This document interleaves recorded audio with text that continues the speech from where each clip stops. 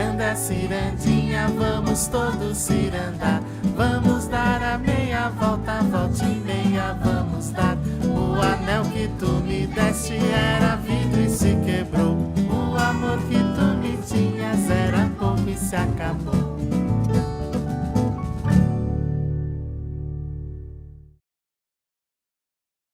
Eu fui percebendo o sucesso da novela nas ruas. Quer dizer,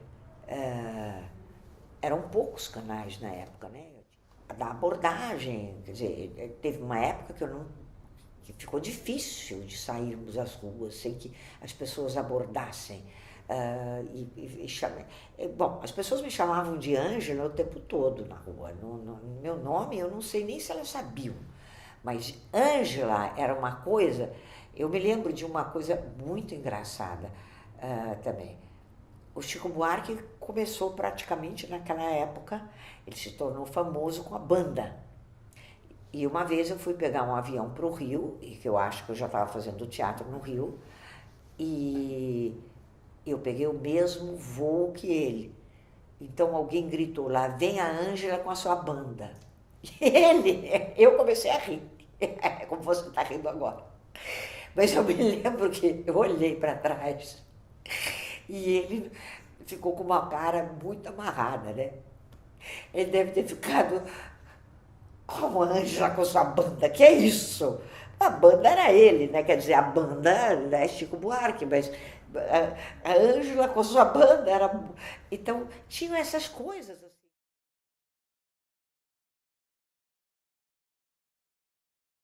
Eu sou Miriam Meller, atriz, tenho 60 anos de profissão, e cheguei na novela Redenção, cheguei na Excelsior, depois de uma novela que eu fiz, depois de alguns anos de carreira já, depois de uma novela que eu fiz chamada A Grande Viagem. Todo elenco que foi para a Redenção, tinha muita gente que estava lá na Grande Viagem. Eu lembro tão bem do Procópio, porque o Procópio, além de gravar com uma personalidade como Procópio, Rodolfo Maia, tinha uma coisa muito característica do Procópio. Ele queria almoçar bem e tinha um alemão em São Bernardo. Eu não sei se existe até hoje um restaurante alemão. E ele então convidava algumas pessoas, e eu era uma das que ele convidava. A Márcia Real, um monte, Rodolfo Maia, era um monte de coisa. E a gente ia almoçar e a gente atrasava. E quem levava a bronca nunca era o Procópio, sempre éramos nós, né? Claro, porque o avô dava uma bronca enorme, porque a gente atrasava e não podia atrasar, mas era o almoço, e não era, a gente ia de carro, eu me lembro que a gente ia de carro nesse restaurante. E a gente comia bem na beça, né? Então eles me chamaram e eu fui acertar lá no Canal 9, Excelsior, que era na rua Nestor Pestana, onde depois foi a Cultura Artística. E aí eu pedi um ordenado e eles não quiseram, acharam que era muito e me disseram que não poderiam pagar. E aí eu saí, e quando eu saí encontrei alguém da Gessi Lever, que eu não conhecia, mas que me reconheceu do teatro, e perguntou se eu tinha acertado. Eu falei que não. Então ele me disse, não, você venha comigo, que nós vamos acertar isso agora, você vai ser contratada da Gessi Lever. E foi assim que eu assinei contrato com a Gessi Lever. Eu já sabia que era o Francisco Coco, que tinha sido meu colega na Escola de Arte Dramática durante 4 anos. Nós éramos muito amigos, e nós nos falávamos muito. E depois também a gente tinha feito uma novela no Canal 7, mas de qualquer maneira essa novela foi que nos aproximou demais. E também durante toda a época da EAD. Foram 4 anos de EAD, em que realmente nós tínhamos um companheirismo fantástico. Então, assim começou Redenção. que foi na Veracruz, que a Veracruz era um estúdio, eram 2 estúdios, na verdade, enormes de cinema, que já tinham fechado, e o Canal 9, Excelsior, tinha alugado para fazer as novelas. Então, Redenção, a gente gravava segunda, a partir do meio-dia, terça o dia inteiro, e às vezes ia até de noite, tipo 10 horas da noite, uma coisa assim.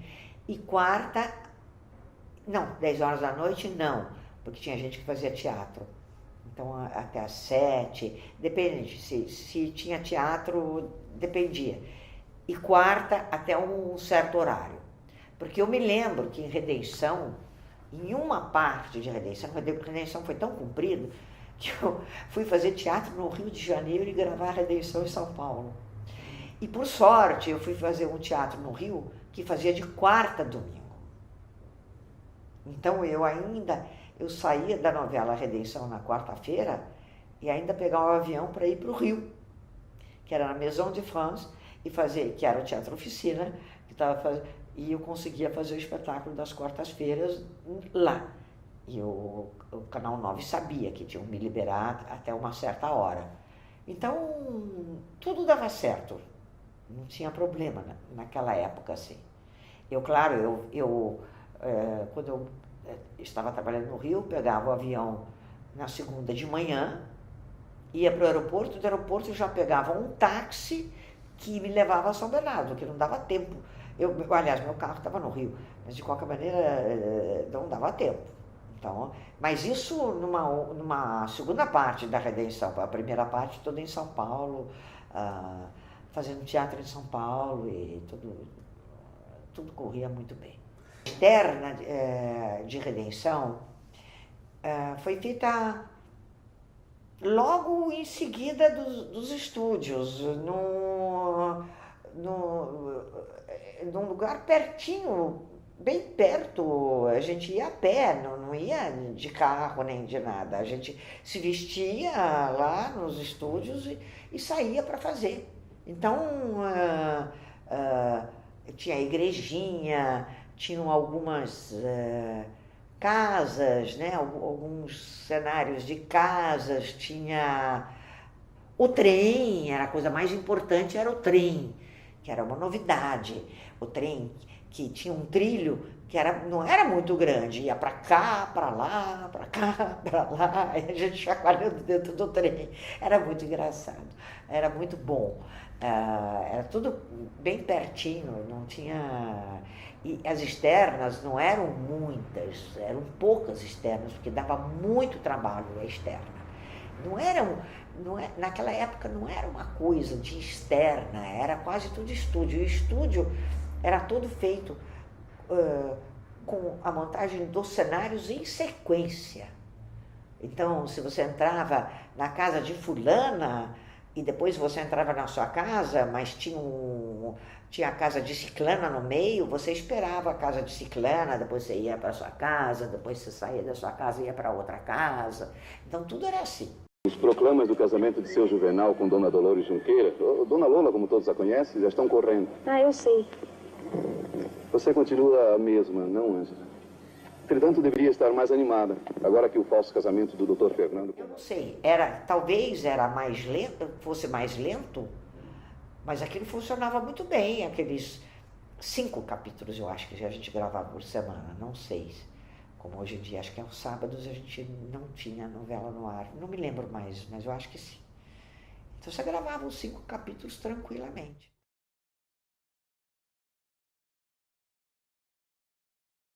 Vicente Leporassi, maravilhoso. A mãe maravilhosa, Lélia Abramo. Depois tinha a Márcia Real, que fazia a Dona Lola. Bom, claro, tinha o Francisco, que fazia o Dr. Fernando, né? Que era o médico, pelo qual eu me apaixonava. Lourdes Rocha, que fazia que disputava o Dr. Fernando comigo, isso. fazia amar. Que mais? Newton Prado, Rodolfo Maier, isso, Rodolfo Maier. Ele fazia depois par com a Márcia Real, se eu não me engano. Depois tinha a Dona Marocas, que era, nossa, ela ficou tão famosa, Maria Aparecida Baxter, ela fazia fofoqueira. Olha, tinham personagens fantásticos. Da Deuseira da estação, a gente vê tudo que se passa na rua. Não perco nada, vejo tudo. Tudo mesmo, dona Maroca? A pouca vergonha também, Deus que me perdoe, mas parece que essa Ângela não tem mãe, dona Zilda. O diretor era o Valdemar de Moraes. O escritor é Raimundo Lopes. Muitas pessoas, é claro que eu estou esquecendo, mas depois que eu saí, que eu morri, vieram muitos atores maravilhosos e que entraram na novela.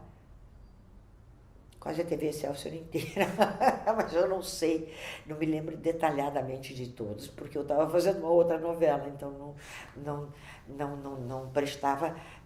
Você gravava, acontece que a gente não tinha videotape. Gravava e pronto. Você não sabia, você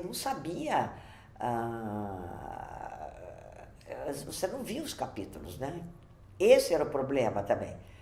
Eu gravava e não conseguia ver os capítulos. Então isso fez com que eu esquecesse muito da novela em si.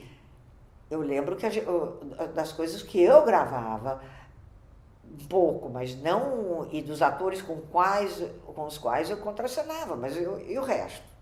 O resto eram atores maravilhosos.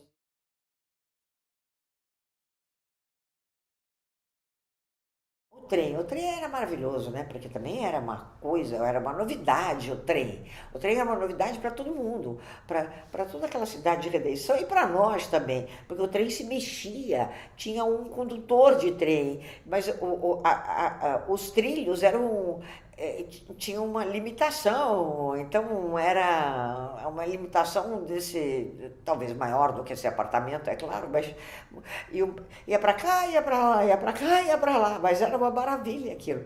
E a gente entrava no trem, a gente sacolejava no trem, de verdade, o trem apitava, era uma coisa fantástica aquilo. E isto gerou uma curiosidade em São Bernardo fantástica, né? Porque imagina um trem de verdade construído que tinha um condutor em São Bernardo. Não se fazia externas, então uma coisa maravilhosa. E para nós também, sentar naquele trem e ir de cá para lá, de lá para cá, e repetir as cenas não, que a gente repetia muito pouco, mas a gente fazia cenas dentro do trem, era maravilhoso, era fantástico, mas era um dia específico, porque não podia, não tinha essa coisa assim, eu vou fazer externa agora, eu vou lá para o estúdio, não era bem assim, porque até pôr aquele equipamento para fora, aquilo levava muito tempo, claro, eram câmeras enormes, e luz, som, microfone. O que parava muito era quando o microfone invadia, porque era uma coisa enorme, o microfone invadia. Então, o microfone aparecendo, não sei o quê. Aquelas coisas engraçadíssimas que hoje em dia quase não tem mais. Talvez ainda tenha, mas acho que não. Então, você tem que chegar no cenário, agora chega nesse. Porque o cotidiano nosso era gravar dentro do estúdio. Quando era externa era uma coisa, já hoje vai ter uma externa. Então, isso era avisado com antecedência, tal, não era assim. Isso eu me lembro muito bem, porque era uma mão de obra mesmo. E quando você trocava de roupa, e quando era o dia seguinte, e também não tinha continuista, então você tinha que saber, você tinha que trazer as suas roupas de casa, porque eram roupas As roupas não eram dadas pela televisão, porque eram roupas... então eram roupas suas, você fazia uma malinha e você tinha que saber exatamente onde você tinha parado e com que roupa. Então você que tomava nota. Então era uma loucura isso tudo. As roupas de redenção eram minhas roupas. E depois, às vezes, quando eu não queria repetir as roupas, aí ficava sem roupa. E tinha que repetir para a minha vida pessoal. Era muito engraçado tudo, viu? Era muito engraçado. Você não podia esquecer na maldita malinha. Olha, realmente eram coisas do Arco da Velha. Aí eu lembro que, olha, já estava quase no fim. Eu já sabia que eu ia... E eu lembro que a menina que entrou no meu lugar, depois, a Verinha Darcy, que eu conheci, ela começou a frequentar as gravações para saber como é que era, tudo. E ela era modelo também, e ela conhecia as estilistas. E eu fui ver, aí eu não tinha vestido de noiva, é claro que não. Coisa bonita. E aí ela me levou numa estilista que fez um vestido especialmente para a redenção. Isso eu lembro disso. Porque isso já era demais, né? Como é que eu podia trazer de casa? Isso não dava. Não dava. E aí a estilista fez um vestido especialmente para isso. Então, porque a redenção era tão famoso que para ela valia a pena fazer isso. Como hoje em dia vale a pena algumas estilistas fazerem essas coisas, mas aquilo era inédito. Né? Não, eram capítulos pequenos, não eram capítulos grandes. Eu acho que era de meia hora o capítulo. Olha, os capítulos no último dia de gravação já estavam xerocados, e era tirado por xerox. Da semana seguinte. Então você já levava os 5 capítulos embaixo do braço para decorar para a semana seguinte. Então era puxado.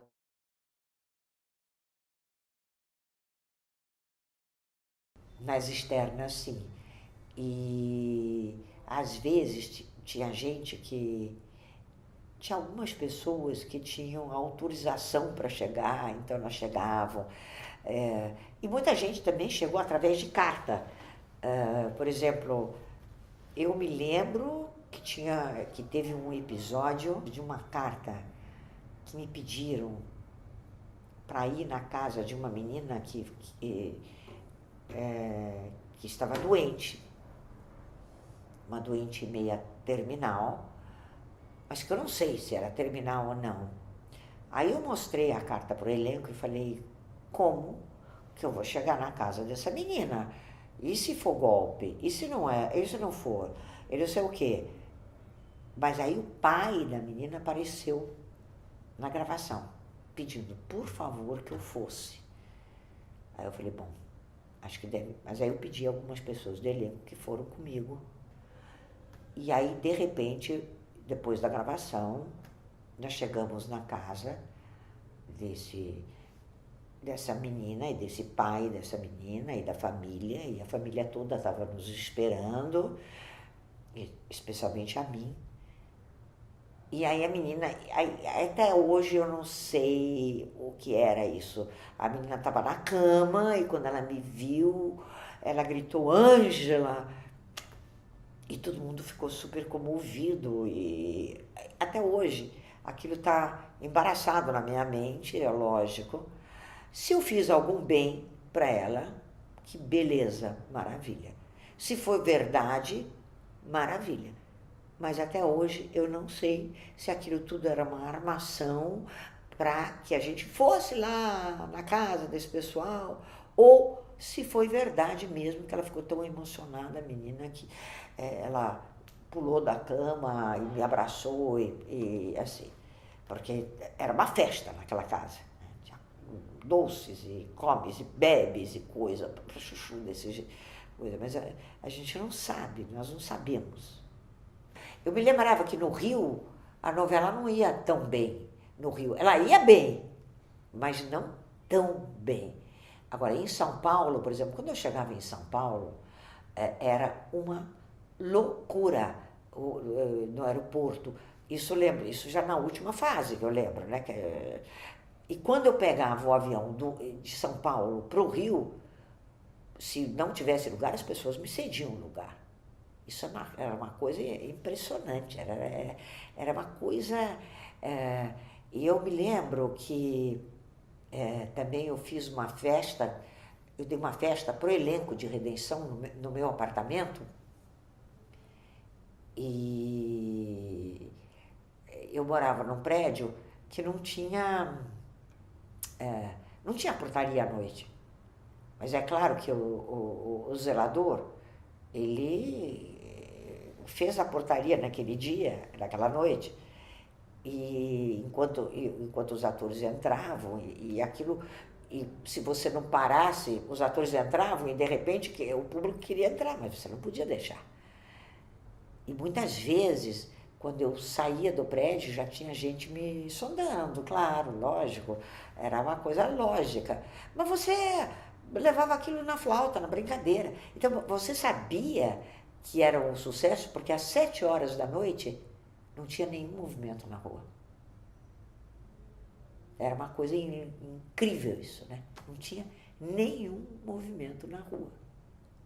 Parava tudo e todo mundo ia assistir Redenção.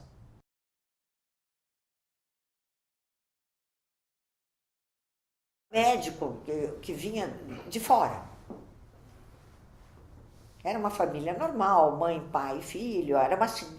Na verdade, o Raimundo Lopes falou sobre Redenção. Redenção era uma cidade onde as coisas aconteciam, as coisas familiares, as coisas de família e tal, papapá, em cada casa acontecia alguma coisa. E de repente chegava um forasteiro, que era um médico, Dr. Fernando. E assim começava a coisa. E Dr. Fernando era muito bonito. E claro que todo mundo se apaixonava por ele. E a Ângela, que era o meu personagem, também. Então, e ele se apaixonou pela Ângela. Então, isso... Mas tinha a Marisa, que se apaixonava por ele. A Dona Lola, não sei se apaixonava por ele. Talvez no começo, mas depois ela se apaixonou por outro. Quer dizer, ela não... Mas a Marisa, ela fazia todo o contraponto. Porque sempre tinha a heroína, que era eu, e a anti-heroína, né? Que fazia a Lurdinha, a Lourdes, né? Que chamava, não me lembro mais, acho que era Lourdes. E que era o personagem da Marisa, da Lourdes Rocha, que fazia a Marisa.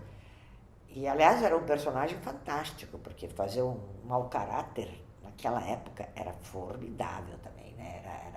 Dava margem a uma interpretação fantástica também.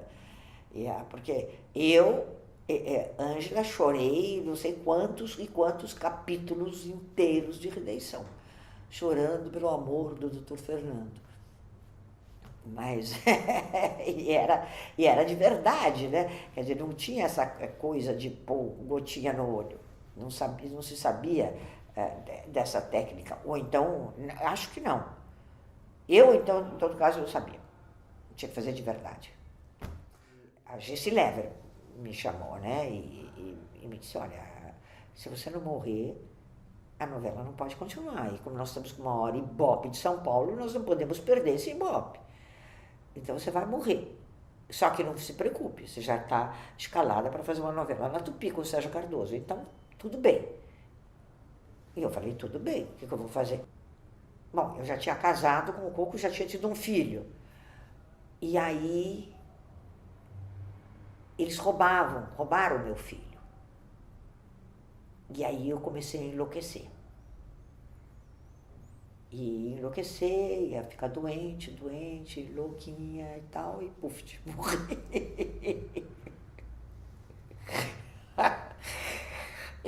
Olha, eu te confesso que eu lembro da cena, quer dizer, da cena não, quando eu me lembro de um grito que eu dei quando eu soube que roubaram meu filho. Eu lembro disso, porque parece que isso ficou gravado na minha memória. Mas eu não lembro. Depois, louquinha, até era mais fácil fazer louquinha, porque já não tinha muito texto, mas eu não lembro direito. Eu não lembro direito do dia que eu morri. Você está rindo, mas era uma coisa trágica. Quer dizer, nossa, meu Deus, quando eu soube, eu não me lembro como é que eu soube, eu só sei que eu soube que roubaram meu filho, e aí foi eu me lembro que aí até, depois disso, deram uma pausa, porque foi uma coisa assim forte. Eu fiquei triste por largar uma família, porque era a família Redenção já, quer dizer, todos esses que eu citei eram todos amigos, nós éramos amigos, então eu fiquei triste de sair de lá, que era parte da minha vida. E eu não sabia o que eu ia encontrar no outro canal. Quer dizer, eu não tinha a menor ideia como é que eu ia ser recebida. Então, era uma incógnita eu sair de lá. E eles também ficaram, sabe, parece que faltava um pedaço. Porque éramos uma família. Segunda, terça e quarta, toda semana. Então isso é muito... É que nem teatro. Teatro você faz e vira uma família. Porque antigamente a gente fazia não por um mês, 2 meses, a gente fazia de terça a domingo, ou de quarta a domingo, de terça a domingo, naquela época. Então era uma coisa, sabe, que fazia parte de você. Então isso... Olha, enquanto eu estava gravando Redenção, eu casei de verdade. Mas não com vestido de noiva e nada. Eu casei com Cláudio Marzo. E meu pai deu uma festa para celebrar o casamento, porque naquela época era o seguinte, era muito feio você morar com uma pessoa sem casar. Então meu pai exigiu, porque eu já morava no Rio de Janeiro com ele, mas em São Paulo eu não podia morar com ele. Então ele fez uma festa, nós tínhamos assinado os papéis, ele fez uma festa para comunicar, e ele fez uma festa na casa dele, a casa dele grande, e ele fez uma festa lá, e muita gente de Redenção foi, e todos os amigos, meus amigos particulares foram, e os amigos da peça que eu estava fazendo, que eram de oficina, alguns foram, especialmente o Renato Borg, mais alguns, e o resto eram todos amigos dele, e da minha mãe, para comunicar à sociedade que eu estava casando. Então, isso foi quase no fim também já, mas eu não tive tempo. Eu me lembro muito bem que eles me deram folga numa terça-feira à noite, que era o dia da festa, que a produção me deu uma folga, e minha mãe me perguntou: você tem um vestido de festa, alguma coisa melhor? E eu mostrei um lá, ela falou: não, mas isso aí não serve. Eu falei: vamos comprar uma roupa, menina. E eu saí com minha mãe no dia para comprar um vestido, mas não um vestido de casamento comprido, nada disso, mas uma roupa bacaninha. Porque não tinha roupa, porque eu não tinha tido tempo, porque eu estava no Rio de Janeiro fazendo teatro, eu estava nessa coisa, e eu não tinha roupa.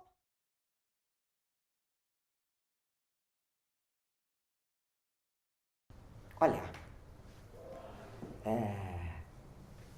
Redenção realmente teve uma importância muito grande, eu acho, no sentido de... Quer dizer, eu já era uma pessoa conhecida no teatro, mas de novela, claro, eu tinha feito A Grande Viagem, era um personagem bacana, mas não era a protagonista, a novela que todo mundo ligava, os televisores todos eram ligados naquela época, naquela hora, às 7 horas da noite. Não era. Então, realmente, eu fiquei muito conhecida, eu acho, naquela época. Eu não tinha a menor noção de quanto eu era conhecida.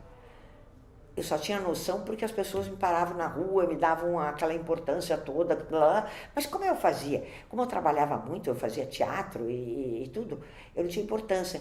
Que ainda anos mais tarde alguém ia se lembrar de Redenção. Eu não tinha a menor ideia.